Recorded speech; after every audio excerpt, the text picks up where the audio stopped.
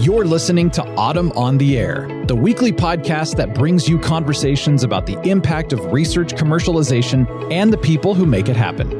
Join us for interviews with patent and licensing professionals, innovators, entrepreneurs, and tech transfer leaders on the issues and trends that matter most. Keep listening for an inside track on the people, IP policies, and politics changing our world. Welcome to Autumn on the Air. In today's episode, we delve into a critical issue that's been at the forefront of discussion in recent years, the gender gap in patenting. I'm excited to be joined by three guests from the World Intellectual Property Organization, Intan, Hamdan-Livramento, Elodie, Carpentier, and Julio, Raffo. Intan is an economist with more than 10 years of experience working on issues of economics of innovation and international trade. She's a member of the European Policy on Intellectual Property Group, which meets yearly to exchange ideas on intellectual property systems and intangible assets to promote innovation, productivity, and growth. Elodie is a postdoc research fellow at WIPO, conducting groundbreaking research on diversity gaps in innovation, focusing on gender gaps in patenting. Her work also encompasses other forms of intellectual property, including trademarks and designs. Julio is the head of the Innovation Economy section at WIPO and brings his expertise in economics and metrics of innovation and intellectual property to shed light on this pressing issue. Welcome, Intan, Elodie, and Julio. I'm so excited to have you here on the air. Thanks. Hi, Lisa. Hi, Lisa. Hi, Lisa. Well, thank you all so much for joining me today. And I'm really excited to be talking to you about the report published by WIPO in April of this year entitled The Global Gender Gap in Innovation and Creativity. So let's go ahead and get into it because there's quite a bit in that report. So, Intan, I wanted to start off by asking you, I know WIPO's work and research on the gender gap in patenting has been going on for quite some time. In fact, I understand that WIPO published its first report on the gender gap in patenting in 2016. So it's been 7 years since that first report. Why was the time right now for this new report? Well, thanks, Lisa. Thanks for the question. Let me ask you back. Why not now? Right. Several things actually factor into why only now we're coming out with the update to our 2016 paper. And in fact, the 2016 paper was a culmination of work that was done by our first gender specialist, WIPO's first gender specialist, Kaori Saito, with Julio Raffo. And we've been looking at this topic for a while, but when Kaori came on, she was the one who said, let's really look at it. Let's put aside some budget for this. So we looked into that. And so then we came out with the paper, the 2016 paper, which had this very important and relevant tool, which is the World Gender Name Dictionary. Now, the World Gender Name Dictionary relies on a given set of names and associates them with their most commonly, their common gender, right? And this tool was later picked up by the USPTO, the UK IPO, the Canadian IP Office, and so on and so forth to actually run their own research on understanding the gender gap in patenting. So that was going on externally where people were picking up, they were listening in, they were saying this is an important topic. And then by 2020, we were approached by the Innovation Council and also Qualcomm, who then mentioned to us, listen, this research topic is very important. Why are you not doing more? And so when they approached us, we said, well, we really want to look at it. We're just a little bit constrained. And that's where they came in and they helped out together with Invent Together. They helped actually fund our first gender research fellow, Elodie Carpentier here. And with Elodie, now things are just going full speed ahead. So therefore, we now have the latest update to the 2016 paper. Yeah, and I know Elodie has been doing a lot of work looking at various pieces of data and then doing a lot of analysis. And I think that's a really great segue, Elodie. I wanted to ask you, one of the things when I read the report was I was really impressed by just the different sources of data that you looked at and the methodology to analyze the data. So before we get into the specifics of the report, can you talk a little bit about the data sources and the methodology that was used in your analysis? Yeah, sure. That's the nerdy part, so I'm very much on top of that. So basically what we used is our own data, the PCT, Patent Cooperation Treaty database, which is patents that are in international phase. And the database per se is already quite impressive. We have 3.6 million patent applications that were coming from inventors in almost 200 different countries and territories. And we went back to 1999 until 2020. That was the last year we had complete data. But one thing that is very important is that on those patent applications, we had a lot of information about the invention itself, about the different technologies that were covered, and we know who are the inventors, but we don't know their gender.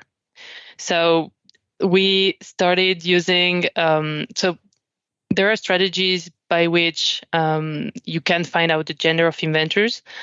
The one we used is the dictionary that Intan just mentioned. So what we did is we retrieved the full names of the more than 10 million inventors, and we managed to split between given names and last names. And then using the given names and the location, we matched it with the dictionary. And this way, we managed to retrieve about 96% of the names. So that's quite a very good result. But the problem we had is that the names from China or from the Republic of Korea, when they are Romanized, we lose information about the gender. So it becomes more and more ambiguous. So we found a strategy, and that's why we have a different database that we tapped in. That's the patent scope database. It has not only the international phase application, but also the national one. And the national phase, they have the name of inventors in their original characters, which we didn't have. So we retrieved this data, and using the original character, then we could, be more confident about the gender we assign to Korean and Chinese names. So the final data set was almost 3 million patents. We had about 80% of the initial data set. We lost some because of gender uncertainty, and other because we removed the patent when there was at least one inventor for which we were not sure of the gender. And out of these 7.6 million inventors, 12% were women and 88% were men. And then we wondered, how should we measure women's contribution in this patenting? So we had two ways of going about that. Either we could count documents or we could count people. So each approach, each metric you use has pros and cons. If we count document, we could count how many documents include at least one woman, which is quite easy to compute. It's also easily comparable to other patent level metrics. But the problem is that if women are, let's say, a minority among inventor teams, then we're going to overestimate their contribution. So we came with another alternative. We could count the fractional share of patent that women produced based on their representation in the team. So out of 10 inventors, you have one woman, you assign a tenth of a patent to women. And you sum all these shares, and then you get some sense of how much women produced. It is a great fix, let's say. The only issue is that we are assuming that people are contributed in representation of how many there are. So it's not because you are two people that you're doing 50% of the work. So then we move to the people approach. And then the people approach is actually the big favorite of policymakers because, it allows you to set let's say, a realistic target.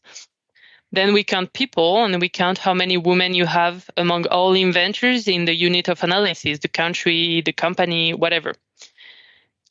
You don't need to make any assumption about how much they contribute in the team. And you can say, okay, let's aim for 50% of inventor being women. You don't need to check whether the team is all women, women with men, and so on and so forth. The only issue is that ideally you should be disambiguating people. So you should know who's who, which is feasible when you have small data sample, which becomes much more of a problem when you have like millions of people around and no more data. But that's a lot of fun. And we can say a lot using this data. So as you saw in the report. Yeah, I mean, it was a tremendous effort. And I'm just curious, Elodie, approximately how long did this kind of data collection and analysis take you? Because it was a lot. It seemed to me to be a lot of work based on what I read in the report. Yeah, I would say months for sure. Something like 6 months, probably. And then the analysis took another couple of months. So, but yeah, the data work is, and that was kind of, let's say, quite clean database. There are other less clean database that could take even longer than that. But let's say 4 to 6 months. Well, thank you for sharing that, because it was a tremendous effort that went into it. And it really led to a lot of really interesting findings that we're going to start to talk about now. And let me turn to Julio to ask him about some of those findings. And I thought maybe we'd start off very high level. So Julio, after looking at the data from 2 decades of patent filings in all of the countries in the world, the report mentions that you found 23% of the patents included at least one woman as a listed inventor, while 96% of the patents included at least one man as an inventor.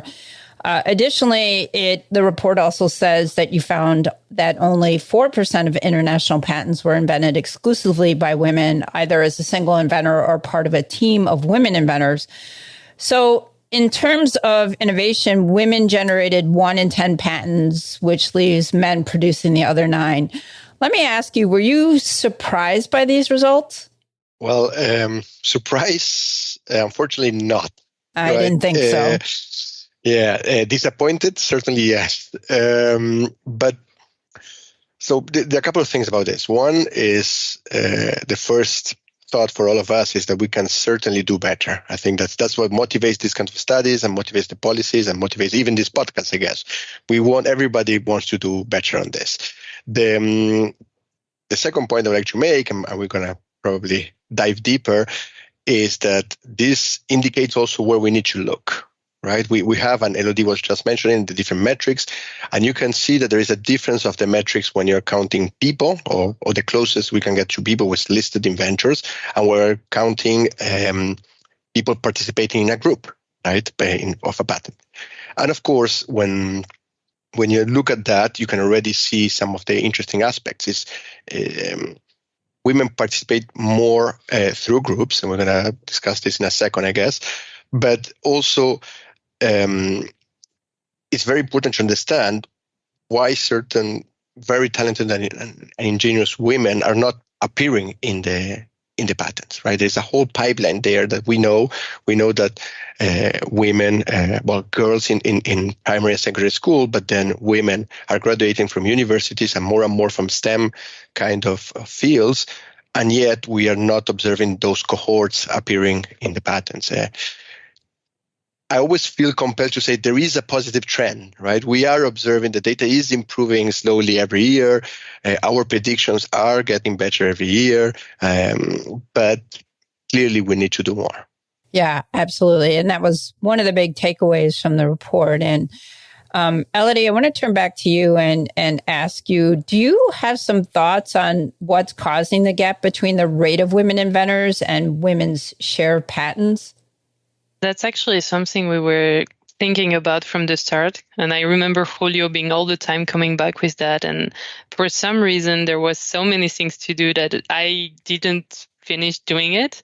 But I still think there is like a very interesting insight behind that. And the reason is, if you're counting the percentage of women inventor, you're counting people, right, among the group. And if you're counting the share, then you're assigning smaller share when women are just one among men. So I think it's strongly related to women's lower propensity to work in alone compared to men. So they don't get like assignment of the full patent to themselves. They get just a tiny share of the patent out of all male co-authors with whom they're working. So that's just a pattern that we see very consistent across everything, across every region, across countries. Women just don't work alone as much as men do. Many men are solo inventors. So we're still onto that. We still want to do more research and understand better why women are not working in teams, and if there is any other reason behind this gap that we observe. But that's our sense so far. Yeah, that was really, really interesting. And there were just so many interesting findings in that report. And Julio, I want to turn and ask you about another one of them. You looked at gender gap across regions, sectors, and industries. And one of the findings I found particularly fascinating was that in Latin America and the Caribbean, they experienced an increase in women inventors over time from 16% in 2001 to 2005 to 21% between 2016 and 2020. Any thoughts on what contributed to that increase? Well, we don't know one exact answer. Clearly, it's probably a multi-factor answer. We have been noticing in our research that Latin America and the Caribbean region, that of course is very close to my heart, they do very well in at least in comparison to other regions in terms of women participation. We have to say also that it's not a region that produces a lot of patents. So they do well, but we are not talking about a big volume. Among the factors that we are, of course, further researching, and we don't have any conclusions, but there's clear some patterns that seems to help the region to do well. One is the specialization. There is a tendency of this region to focus more on life science kind of technologies, which typically they have more participation of women. And similar to what we were just discussing, also typically you have larger groups of inventors. So all two factors that may help women participate. Probably the most important one that we have observed and yet to be confirmed by further research is also what we call the sector. We can distinguish by the applicants to which main sector a patent can be attributed, a technology can be attributed, and we distinguish it principally private sector from academic sector or individual applicants. Usually individual applicants, they behave pretty much as the private sector. They be probably closer to SMEs or micro enterprises. But the academic sector that, it bundles together not only universities, but also research centers, some of them, government funded research centers that you may have around the region. And in all the world, usually public research organizations and universities, they fare better than the private sector. That's also a very strong pattern.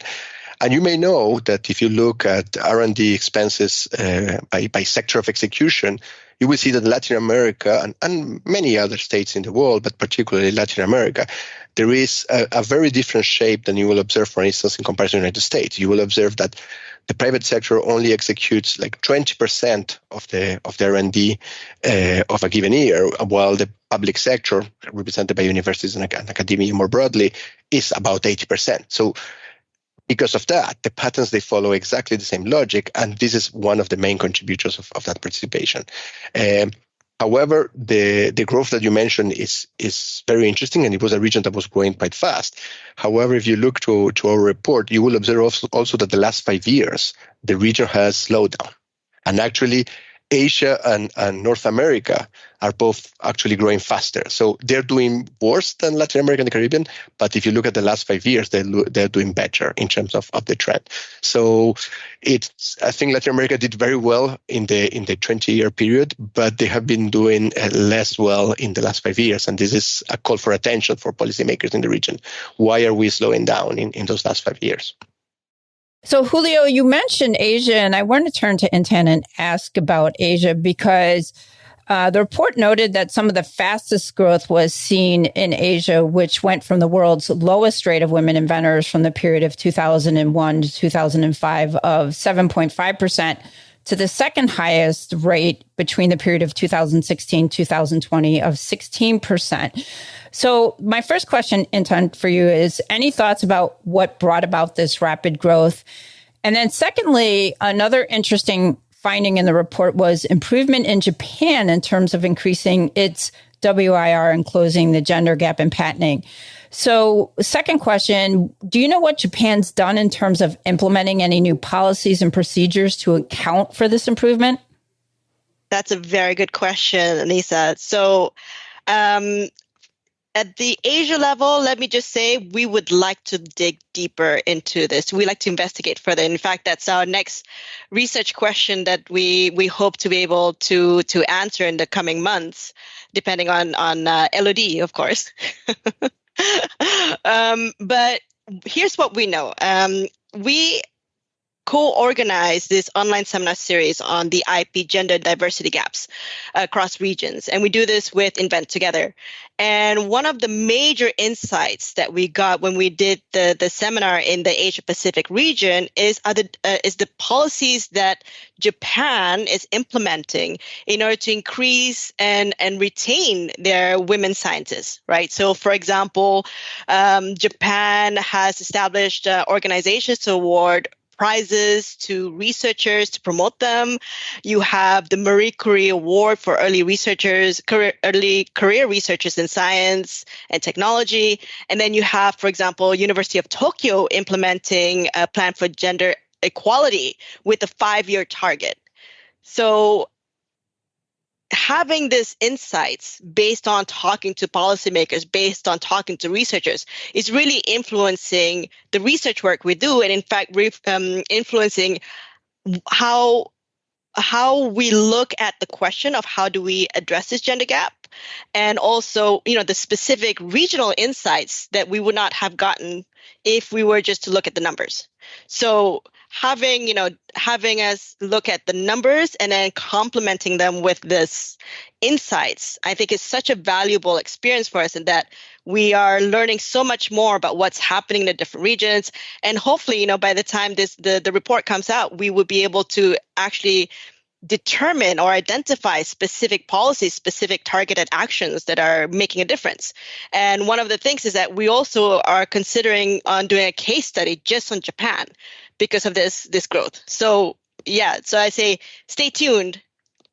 We possibly have some answers in the near future. Absolutely. I think we should put Elodie on that case study of Japan as soon as possible, because it sounds like they're really doing some amazing things that could benefit. I'm even thinking like the U.S., where the USPTO has put out a report that, our women inventor rate and the number of women on patents is really not good as well. And not to give you more work, Elodie, but I want to turn to you and ask about another interesting finding in the report, which was women inventor rate was found to be the highest in Spain, Colombia, Brazil, Chile, Mexico, and Egypt, which I found absolutely fascinating. Because it was a very interesting and diverse group of countries. So do you have any thoughts as to why the women inventor rate was so high in these countries? So regarding the Latin American countries, we bounce back to what Julio was mentioning before. We get some sense from their industrial specialization, from the strengths of the academic sector, but this is a very raw ranking. So we're just using the metric, the woman inventor rate, and we're ranking countries.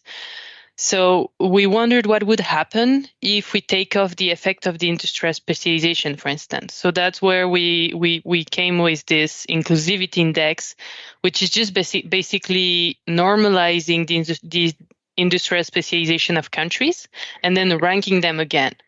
And what we're seeing is that, for instance, Germany was towards the bottom of the ranking, and it's just the 31 top patenting country in the world. It's not all countries in the world. So, but they have a very strong mechanical industry, and then they show up toward the end. And then we have Scandinavian countries, which we know are famous for being offering better opportunity to women in society more generally. And they happen to have, for instance, a strong electrical engineering industry. So we thought industry is the thing we should look at. So when we repeat the ranking controlling for the industrial specialization, what we see is that some countries are moving places, they are moving ranks, but not enough to switch side, not enough to be below the world's average when they were above, and vice versa. So our conclusion was that we feel that the industrial specialization is something huge. Maybe it's not the main driver of the gender gap. There's something else. There are many other things. So we're pursuing the research. And we're really trying to seize the importance of each of those factors in explaining the gender gap. That's probably our next research paper forthcoming. And we're trying to see how much, for instance, the size of team matters, how much the industrial specialization matters, how much the academic contribution to innovation matters, and probably other factors to come. I think, Elodie, we need to clone you a couple times. That would be lovely. Do you have a twin or something that we can? I'm sure if we search well, we will find it. Yeah, because I was going to say there's so many interesting aspects to this report. It's great to hear that you're going to be following up on a lot of them, but it's going to take some time, obviously. So, and I want to go back to something you mentioned about the Scandinavian countries. And Julio, I'll jump and ask you this. I found it particularly surprising that when we were talking about the Scandinavian countries like Denmark, Norway, Sweden, and Finland, that the number of women listed inventors as inventors and the women inventor rate was lower than I thought it would be. And as Elodie mentioned, especially given the fact that these countries are well known to provide more and equal opportunities for women. So do you have any theories on why the number of women listed as inventors in these countries was so much lower than I think, people expected? Well, I think it's a very interesting question, and that is related to what just mentioned. And we observe not only in our research team, but we observe that also happening in many colleagues in our network. We certainly know that the team from the USPTO economists are starting to look at things like this. We know that Fiona Murray and Mercedes Delgado, they have also been interested. So there is this idea that there are several factors affecting what's going on. So the relation between women participation, at least in patents, but I would say IP more broadly, it's not linear with what you would expect from a country, from the development of a country, or even if you want the social inclusivity of a country, right? Because those Nordic countries that you mentioned usually have a quite good social system that you would expect them to participate more, let women participate more. So we know this ratio is not linear, and the dimensions that we are trying to look at, all of us, the main ones are started to be more clear at this point, and we know where to do. But we need to do a lot of research, and thankfully, we are inspiring, all of us are inspiring other researchers, including those I just mentioned, that also have inspired us, and we hopefully are inspiring them. But just not to let you hang in, I also will expect, and that bounce back to Latin America, that there is something related also with the pay, right? What kind of flexibility and what kind of pay a certain activity can give to women or to a household more broadly, and there's something that is somehow appearing there. And I think that in countries where you observe less equal pay and you have less actual social inclusion kind of mechanisms like we'd expect, that might play against participation in science, I would say, but certainly on invention. But we don't have yet the research that fully backs up this. So this is an hypothesis that we're liking to look. And maybe some of the people listening to the podcast have better ideas. We would love to hear in the comments. But we think there is something happening around that.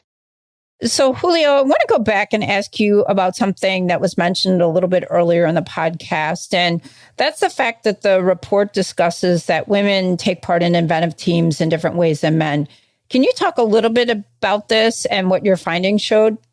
Yes. Yeah. As we were discussing before, we would like to understand parity with the 50% target. And this is when we look at listed inventors. But what we have noticed is that a lot of the improvement of what's happening on women participation is actually due to the dynamics of groups. And that's exactly what we are researching right now. We have some interesting further research than the report. But the main point here to understand is the following. The innovation in general and patents or science in particular is becoming more and more complex. So because it's more complex, we need larger teams participating and also more multidisciplinary teams, which probably for good reasons, but also in some cases you can think is just probabilistic, increases the likelihood of observing a woman, right? If your team has only 2 persons, maybe you will not observe a woman there. If increased to 10, you will most likely observe a woman participating. Depends on the country, depends on many things as well. So this is an interesting finding in 2 ways. One is, okay, maybe a lot of the good hope I was mentioning earlier in this podcast is to be taken with a grain of salt, right? It's might be just these dynamics. But the second point I think is very important for policymakers or managers around the world, that clearly one point to intervene on the gender is to understand the dynamics of groups, understands how groups are formed of researchers, of inventors, also who is the gatekeeper of those teams, and who can exert mentoring. And we know a little bit of this, that many initiatives in many countries have to do with mentoring, right? They have these mentorship programs, but we don't know how effective they are. We need to be also sincere there. We know they exist, but we don't know how effective they are. But certainly groups is a very big dimension of the thing. And yes, if you look at our results are a bit discouraging, right? Most of teams of inventors are either composed by one man or a group of men only. And even in the cases where there's women, it's mostly men. So that is very worrying as a result. One interesting result that we have in the report, well hidden in the report, is that we do not observe a lot of growth on one woman inventor only, with the exception of Asia. Right? Asia does particularly well on this, and we don't know why. This is something we need to understand as well. But it's the only region where there is a big growth of women-only groups. This is something to understand. Maybe it has to do with entrepreneurship. I don't know. We need to further research. But there's also something there that relates to groups. How is it that men only can patent, but women only, they find very hard to find their way? And we know there are some great initiatives. The USPTO has done a very interesting analysis on providing an inventor assistance program and targeting women. And the results were very, very interesting, because they noticed that, yes, there was a big effect of helping these women to participate. So it shows that, policy matters in these cases. Absolutely. And I'm familiar with that program, and it's a really, really great program. And it's going to be interesting to see more as the USPTO releases more data on it. And, Julio, sticking with you for a second, I want to turn to something outside the report and talk about, World Intellectual Property Day. And that was on April 26th. And WIPO released some interesting data on that day related to women designers. And the data showed that only around 1 in 5 designers behind the look and feel of products were women.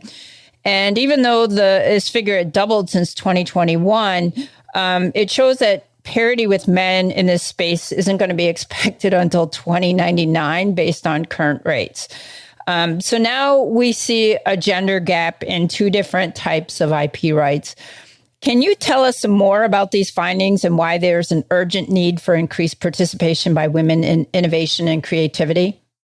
Well, similar to your first question, to me, again, right, we are not fully surprised with these results, but we're a bit disappointed. And actually, in this case, we're a bit more than a bit disappointed, because given that industrial design is considered more creative, farther from engineering, we were expecting better results. These are still preliminary results. We're looking at it. We are very happy with this research. This is part of the very good work that Elodie is putting.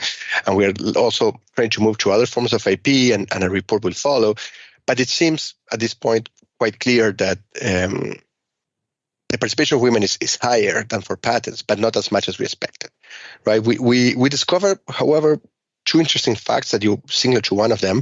One is that at the beginning of the analysis, the share was similar between designers in our, let's say, global database, which is not a perfect coverage of the world, but it's the best you can get. And we were talking about 10%. 1 out of 10 designers was a woman, and 1 out of 10 inventors was a woman. In those 20 years, designers did better, right? So 1 out of 5 is a woman for designers, while 1 out of 6 is a woman for inventors, roughly speaking. However, what is worrying us a little bit is that we reached that point like 10 years ago, the 1 out of 5. And since then, it's just kind of flatlined, right? It's a severe slowdown. So we're even thinking, because the 20% barrier is something that we're observing in many, many indicators that we're doing. And we observe a pattern. We're not saying there is a rule there, but we wonder if there's some kind of glass ceiling that because it's always around 20%. It's very hard to break that 20%. Of course, if you go to certain fields, if you go to certain countries, we can break that. But in the general trends, we are never far from that 20%, which is very far from parity. Very, very far from parity. And Intan, let me ask you, I want to go back to talking about women in STEM. And the report found that women inventors tended to concentrate in specific industries with little change over time, and that nearly 30% of women inventors were in biotech, food chemistry, and pharmaceuticals, and less than 10% were in electrical and mechanical engineering. So what do you think can be done to encourage more women to go into engineering? Well, I think there are two things that we need to untangle a little bit here. The first is the need to encourage women into STEM fields, and then the need to make sure that once they're in those fields, that they stay.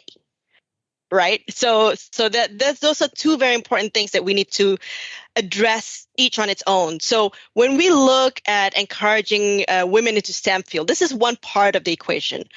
We know that, for example, in some Asian, African, Arab countries, right, the share of women graduates in STEM is almost close to parity. So there is like a move of women into these STEM fields.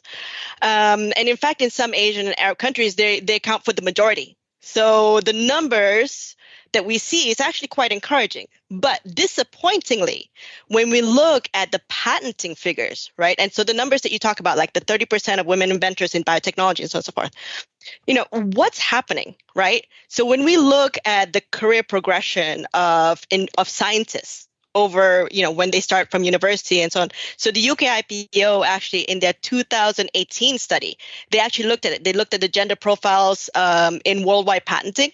They looked at the share of graduates at the undergrad, at the bachelor's, graduate, and doctorate degree.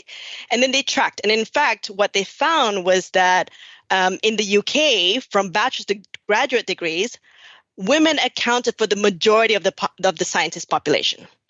But this picture flips as the career of the scientists progress, right? So by looking at patent applications, which is, let's say, a noisy proxy for what is happening when you are in the business, the applied engineering part, the number of women scientists drops significantly. So 90% of patent applications are held by men.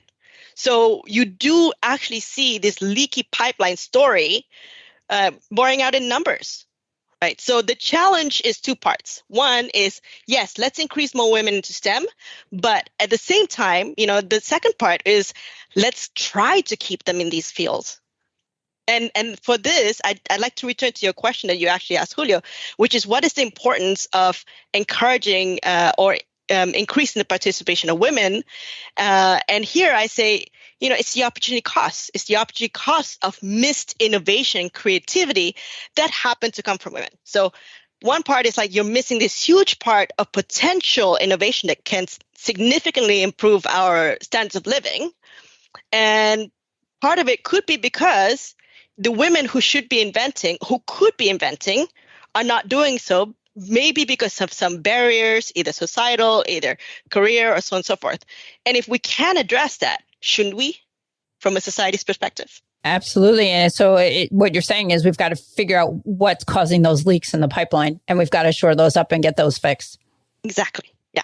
So Julio, as the podcast comes to a close, I wanted to ask you, one of the takeaways from the report is that while there are some encouraging trends in women's participation in patenting, the gender parity in patenting is not going to be achieved till around the year 2061. So another 38 long years. So it's apparent that more work needs to be done to ensure equal opportunities for women around the world.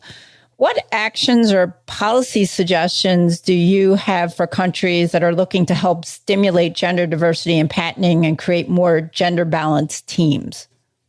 Well, This is, of course, the $1 million question, I guess. I don't know if I have all the answers, but let me tell you, well, first of all, that forecast that we provide in the report is a very simple one, right? It's a naive one, and we say that everything is kept as the last 5 years. This is what's going to happen.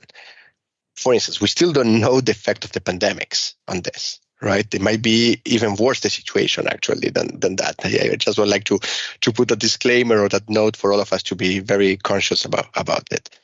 And of course, I told you at the beginning of this podcast that we have been observing, at least before the pandemics, that this figure was improving over time, right? And that was the good news. Not dramatically, but it is improving. When we did the first calculation, I think it was something like 2070 something or 80 something when we did the first study in 2016. So the good news is that we observed a slow but consistent movement of the world, not everywhere, of improving this. And when we look at what's happening on each sector, right, in each technological field, we also observe an improvement. So that's the good news, and it seems that something that we are doing is working, but clearly not fast enough. That's the bottom line of it. And we have been in a series of webinars trying to engage with policymakers and other stakeholders of what are the initiatives that they have been doing, and we are trying to document this. It is, of course, not a perfect job, because ideally what we would like to do is what the USPTO and other agencies have done, is to have some kind of experiment where we can very clearly see the effect of a program. And that's what makes our life of social scientists, I would say, broadly defined, very, very hard. We know that there are many, many initiatives happening. That's part of the solution.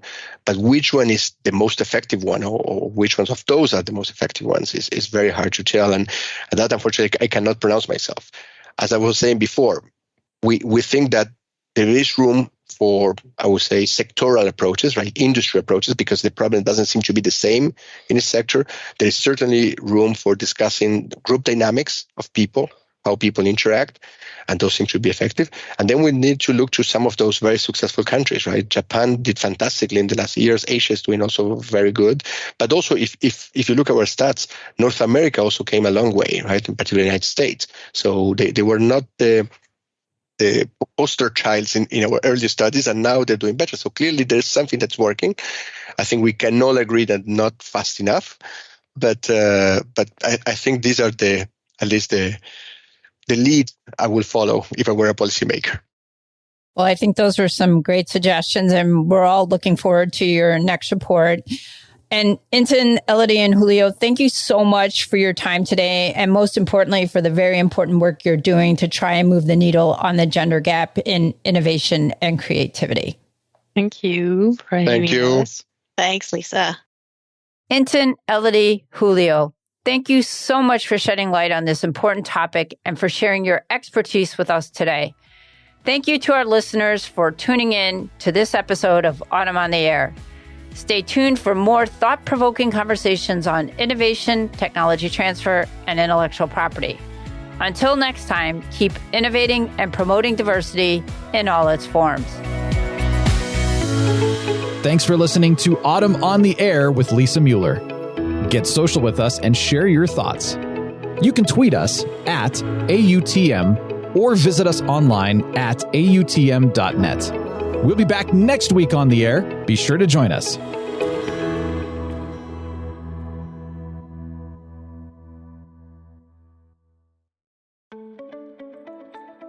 New to tech transfer or a seasoned pro?